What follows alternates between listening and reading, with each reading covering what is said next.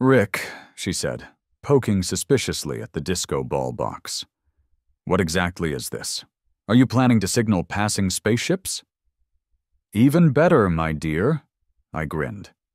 "I'm planning to signal Mrs. Dubois that her reign of beige terror is over. Phase 1, compliant fixtures. Phase 2, Funky Town." "Oh, Lord," she muttered, retreating to the safety of the living room. "Just try not to blow a fuse, or get us sued, again." It started, as most suburban skirmishes do, with aesthetics. My porch lights, to be specific. Now, they weren't anything crazy. No giant inflatable Santas in July, no laser light show projecting onto the neighbor's house. Just a nice set of Philips Hue smart bulbs I'd installed in the existing, and perfectly respectable, fixtures flanking my front door. I liked them. On quiet evenings, I'd set them to a soft, warm white, perfect for reading on the porch swing. Sometimes, feeling festive, I might cycle them through a slow, gentle fade of blues and greens, creating a nice, calming ambience while listening to some chill wave. Harmless, right? A little splash of personality in the beige ocean of Oakwood Meadows. Wrong. So wrong. Because my porch light ambience happened to fall within the direct line of sight of Mrs. Eleanor Dubois, number 47, chairperson of the HOA Architectural Review Committee, unofficial queen of conformity and possessor of eyeballs, apparently calibrated to detect any lumen output deviating from soul-crushing grage at a distance of 50 paces. I'd see her sometimes, peering through her pristine plantation shutters as I sat on my porch enjoying the evening air and my gently shifting lights.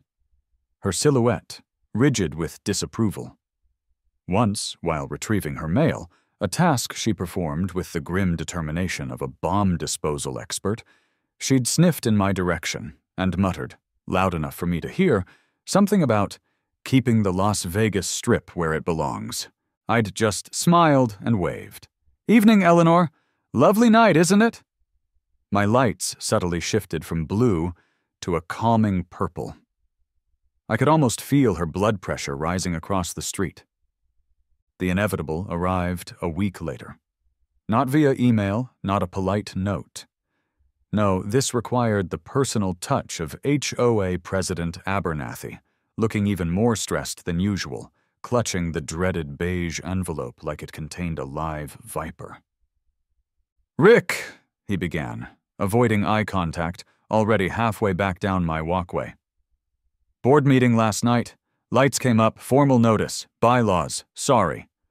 He practically jogged back to his car. I opened the envelope with a familiar sense of weary resignation.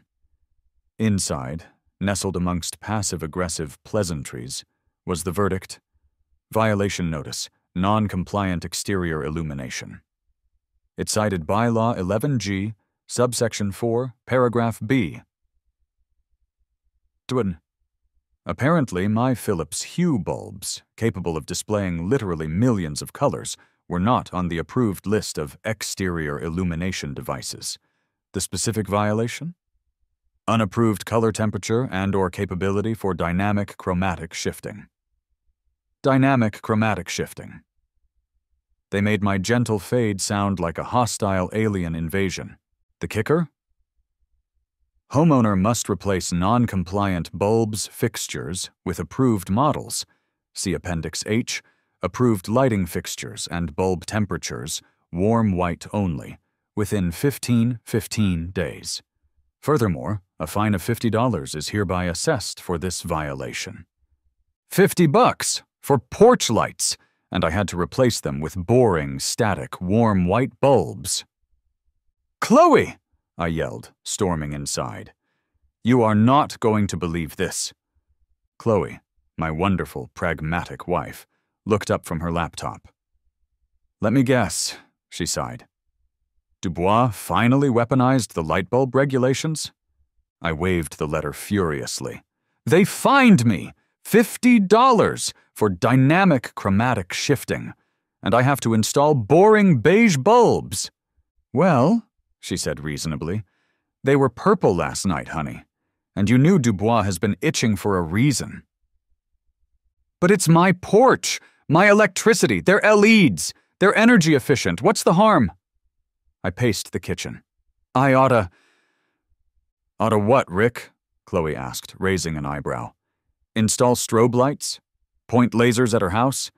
Please don't start a war over light bulbs.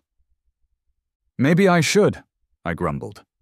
I tried talking to Dubois later, catching her as she meticulously measured the height of her mailbox with a laser level. Eleanor, I tried. It's just some colored light bulbs. They're dimmable. I can set them to white most of the time. Richard, she interrupted, not even looking at me. The bylaws exist to maintain neighborhood character and prevent visual pollution.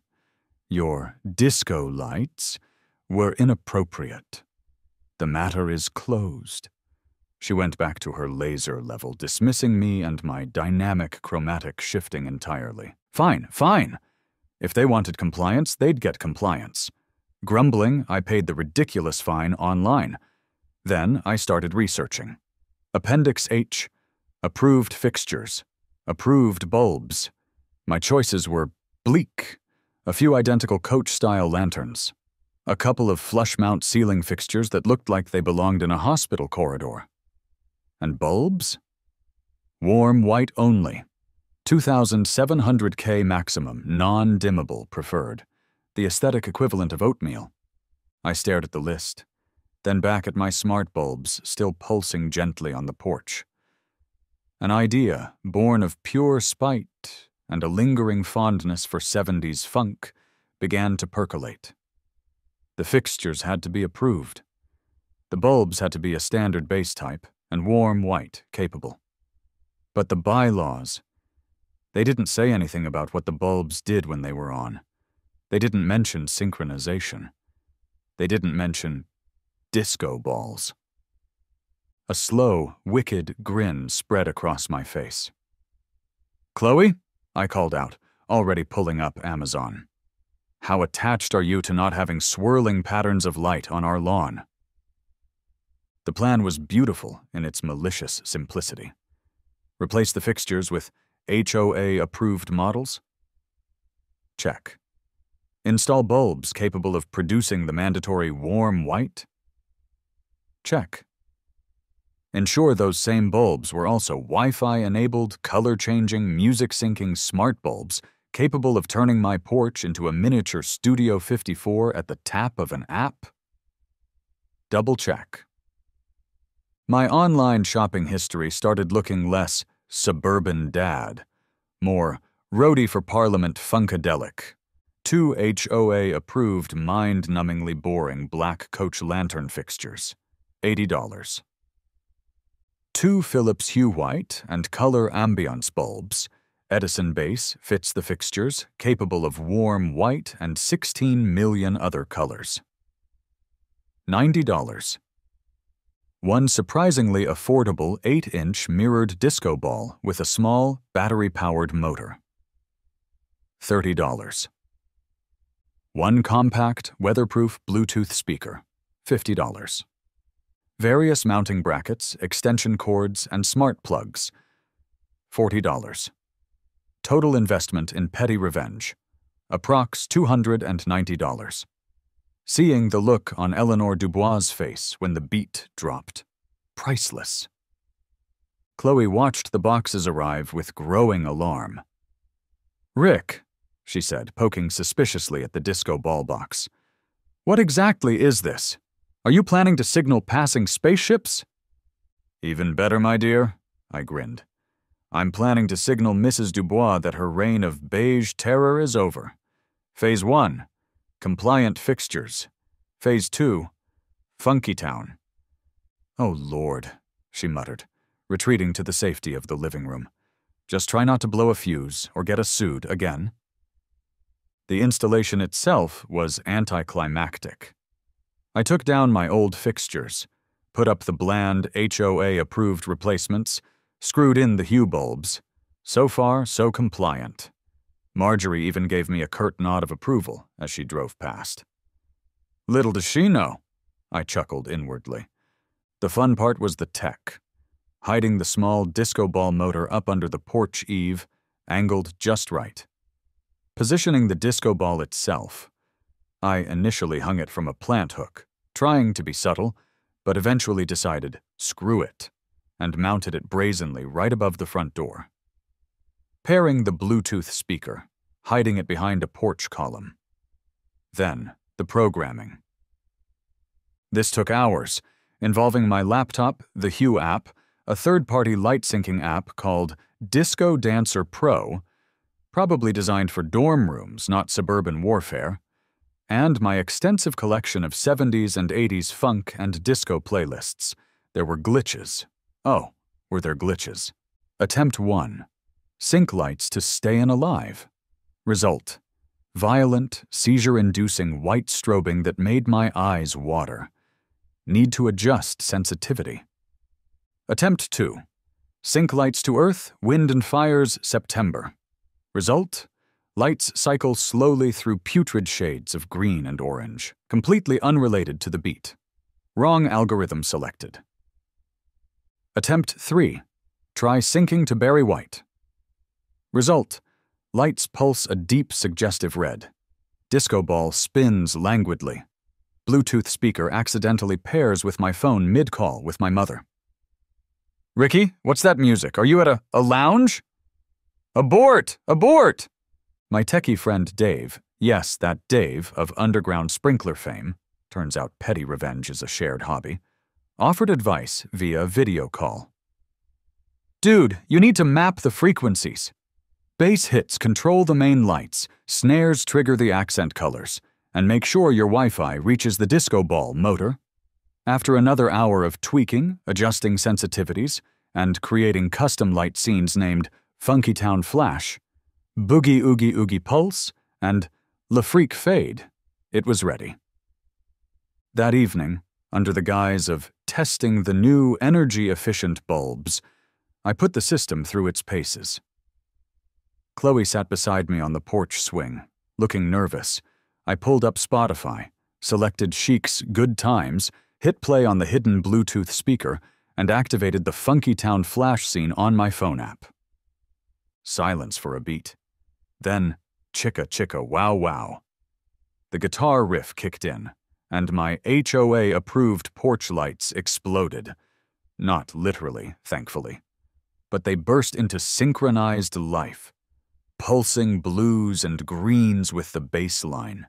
Flashing bright white with the snare hits.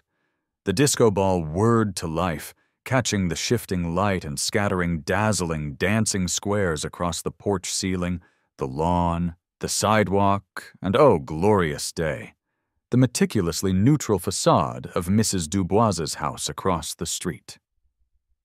Chloe gasped, then started laughing uncontrollably. "Oh my God, Rick, it actually works. It's horrifyingly beautiful." We sat there for a full song, mesmerized by the absurdity. The porch was bathed in swirling, rhythmic color. It was ridiculous. It was defiant. It was fun. Across the street, Mrs. Dubois' pristine white curtains twitched violently. A silhouette appeared, stared for a long moment, then vanished. Seconds later, my phone buzzed. A text from Dave down the street. "Dude, what is that? It looks awesome. Can I come over?" My phone rang. Caller ID, Abernathy, HOA Press. I let it go to voicemail, a wide grin spreading across my face. Phase 2 complete. Abernathy appeared on my doorstep the next evening, looking more harried than usual. "Rick," he began, gesturing vaguely at my now innocently glowing, warm white, naturally, porch lights. "Eleanor Dubois called, repeatedly. Something about strobe lights? A discotheque?" "Strobe lights?" I feigned confusion. "Mr. Abernathy, these are the board-approved fixtures. Just installed them yesterday. And standard bulbs." Technically true, they could do standard warm white. "Maybe," I added thoughtfully. "There was a power surge.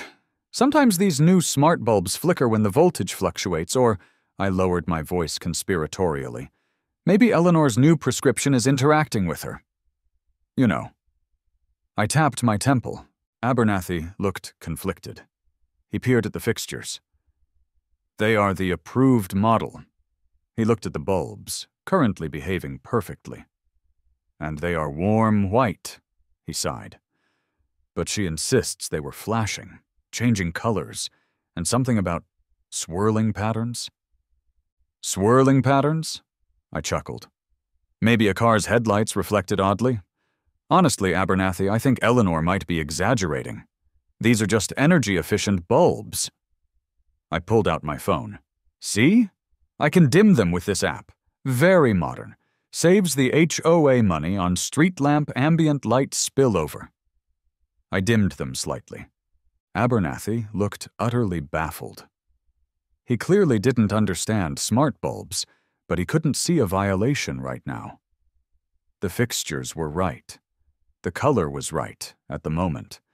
There was no explicit bylaw against potential for dynamic chromatic shifting, yet. Well, he mumbled, try to keep them stable, Rick. Eleanor is very upset. He retreated, defeated by technology he didn't comprehend. Abernathy's confused retreat was my green light. If stable, warm white was the default, then occasional bursts of synchronized funk were just atmospheric enhancements. That weekend, I decided to lean in. I grabbed a marker and a piece of cardboard. Porch Disco Night, Friday 7, 9 p.m., good vibes only. I stuck it in the front window. I texted Dave and a couple of other neighbors I knew appreciated absurdity and hated the HOA's iron grip. Operation Boogie Oogie Oogie commences Friday at 1900 hours. Bring lawn chairs, and maybe some funk. Friday night arrived. I dimmed the main house lights, fired up the porch system, put on a curated playlist heavy on Chic, Sister Sledge, and Kool and the Gang. The disco ball spun, casting its magic. Dave arrived with a six-pack and 2 lawn chairs, grinning like an idiot. The Millers from next door wandered over, looking curious. Soon, there were maybe 6 or 7 of us clustered awkwardly on my small porch and front lawn. Someone tried a half-hearted hustle step. Someone else did a questionable robot. Chloe brought out chips and dip, shaking her head but smiling. The music was at a reasonable volume, loud enough to hear, but not enough, I hoped, to trigger a legitimate noise complaint. It was silly. It was small. But it was my porch, my lights, my music. And across the street, behind her tightly drawn curtains, I could feel Eleanor Dubois simmering like a pot of overheated beige paint. The first porch disco night was a tentative, bizarre success. Word spread like wildfire, or maybe like glitter from a disco ball explosion. The next Friday, more people showed up. Dave brought a bigger Bluetooth speaker. Gotta have that bass line, man. Sarah Miller brought brownies. Someone requested ABBA, a controversial choice, but I allowed it. People were actually dancing on my lawn. Not well, mostly, but with enthusiasm. Kids chased the swirling light patterns. It was turning into a thing. A weird, slightly embarrassing, utterly delightful neighborhood thing. I became the reluctant DJ, queuing up tracks on my phone, tweaking the light sequences. We had theme nights, 80s pop night, lots of neon colors, Motown Monday, smoother fades, even a disastrous attempt at 90s hip-hop night, syncing the lights to rapid-fire lyrics proved challenging. Mrs. Dubois, predictably, went from simmering to full Vesuvius eruption. Her calls to Abernathy became the stuff of legend. He apparently started screening them. She bombarded the HOA board email list with all caps diatribes about public nuisances, unlicensed discotheques, moral decay, and the detrimental effect of rhythmic flashing lights on migrating bird patterns. The fines started piling up again. Fine for unapproved gathering, fine for excessive illumination, even though the bulbs were approved. Fine for noise disturbance, even though we kept it before the 10 p.m. ordinance. Fine for creating neighborhood disharmony. Pretty sure she was doing that. I filed disputes for all of them, citing lack of specific bylaw violations. Abernathy started showing up during the Porch disco nights, looking like a man pleading with a tidal wave to please be reasonable. He'd stand there, wringing his hands, trying to talk over Dancing Queen, pointing vaguely at the bylaws while people cha-cha'd around him. It was performance art. One night someone, undoubtedly Dubois, called the police about the noise. 2 officers arrived, looking bored. Officer Miller again. My heart sank, but then I saw the ghost of a smile on his face as he took in the scene. A dozen people chatting, maybe 3 couples doing awkward disco moves on the lawn, music audible but not deafening, lights flashing colorfully. "Evening, Mr. Johnson," Miller said, his voice carefully neutral. "Got a noise complaint." "Evening, officer," I replied cheerfully. "Just a little neighborhood get-together, celebrating, Friday." Miller listened for a moment. "Volume seems okay right now. Just keep it down after 10, all right?" "Absolutely, officer. Wouldn't dream of violating the ordinance." He nodded, gave a long look at the spinning disco ball, shook his head slightly, and got back in his car. Dubois, watching from her window, must have been livid.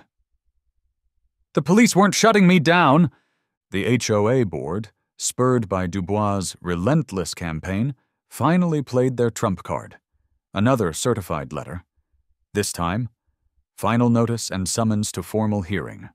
Subject: persistent bylaw violations, unsanctioned commercial activity. They were trying that angle now?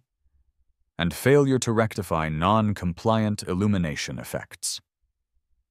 The hearing was set for the following Tuesday evening. They were bringing the HOA lawyer. This was it. The final showdown. Tuesday night. The HOA community room, smelling faintly of stale coffee and defeated homeowner dreams. Me, Chloe, for moral support, and Dave, as a witness to community spirit. Across the table, Abernathy, looking green, Mrs. Dubois, radiating pure fury, and Mr. Snipe, the HOA lawyer, armed with a binder thicker than mine. Snipe droned on about bylaws, light pollution, precedent, the sanctity of warm white. Dubois testified emotionally about sleepless nights caused by pulsating strobes and thumping bass lines. Major exaggeration. She presented grainy phone photos of people standing on my lawn as evidence of unruly gatherings. Then it was my turn. I presented photos of the approved fixtures, specification sheets for the hue bulbs, highlighting their warm white capability, printouts of the city noise ordinance, which we never violated. I argued that dynamic chromatic shifting wasn't explicitly forbidden. I argued the gatherings were private get-togethers on my property, not a business. I argued that the lights brought joy and community, things sadly lacking in Appendix H. Dave testified that the music was never excessive and the vibe was friendly. Maybe even Abernathy reluctantly admitted the fixtures themselves were compliant. Snipe looked ready to move in for the kill, probably demanding crippling fines and a court order. But just as he opened his mouth, Dave nudged me, pointing outside the community room window towards my house down the street. And there it was. My porch lights. They were on. Not disco mode, just on. Pulsing gently red. A deep, insistent, pulsing red, over and over, with no music playing. "What is that?" Snipe demanded, pointing. Dubois gasped. "See? He can't control it. It's a menace." Abernathy groaned. I stared, bewildered. I hadn't turned them on. Then my phone buzzed. A text from Ben, my tech friend. Dude, sorry, was testing that new emergency alert sequence I programmed remotely. Didn't realize the hearing was tonight. Looks kind of cool though, right? Like a suburban bat signal? I started to laugh. I couldn't help it. The sheer absurdity of it all. My carefully planned defense, potentially undone by a rogue bat signal test. I showed the text to Chloe. She read it, covered her face, and started shaking with silent laughter. I showed it to Abernathy. He read it, blinked, then looked utterly defeated. "Mr. Snipe," Abernathy said tiredly, cutting off whatever legal threat was coming. Perhaps we can table this discussion. Mr. Johnson," he looked at me pleadingly, "just make the lights stop pulsing red, please." And so, the great Porch Disco War ended not with a bang, but with a slightly embarrassing remote programming error. The HOA, faced with flimsy evidence, my technically compliant hardware, potential community backlash, fueled by Dave and the other partygoers, and the sheer weirdness of it all, effectively surrendered. The hearing was tabled indefinitely. The fines were suspended pending further review, meaning forgotten. They agreed to leave my lights alone as long as I agreed to limit strobe effects and keep the gatherings to a reasonable size and volume. Deal. The official Porch Disco Nights stopped. It felt like pushing my luck too far. But the lights stayed. The smart bulbs remained nestled in their boring, HOA-approved fixtures. The disco ball still hung above my door, a silent, glittering trophy. Sometimes on quiet evenings, I still sit out there. Maybe I put on some low, funky instrumental music. Maybe I set the lights to cycle through a slow, gentle, underwater scene. Blues, greens, cyans. Maybe the disco ball spins slowly, catching the light, sending lazy squares dancing across the lawn. Mrs. Dubois still glares occasionally, but the fire seems to have gone out of her. Maybe she found a new crusade. Maybe she's just resigned to living across from the guy with the occasionally groovy porch. Chloe came out and joined me on the swing last night. Handed me a beer. "Quiet tonight," she observed. "Yep," I agreed. The lights shifted from blue to a soft purple. Peaceful. "No sudden urges to play YMCA at full volume with accompanying light show?" she teased. I grinned. "Not tonight, but," I added, gesturing towards the gently spinning disco ball, "it's nice to know the option's always there." She sighed, but leaned her head on my shoulder. Across the street, Mrs. Dubois' porch light glowed, a steady, unwavering, perfectly compliant warm beige. Boring, maybe. But tonight, at least, the neighborhood was harmonious. Mostly. Now about those smart sprinklers Dave was telling me about.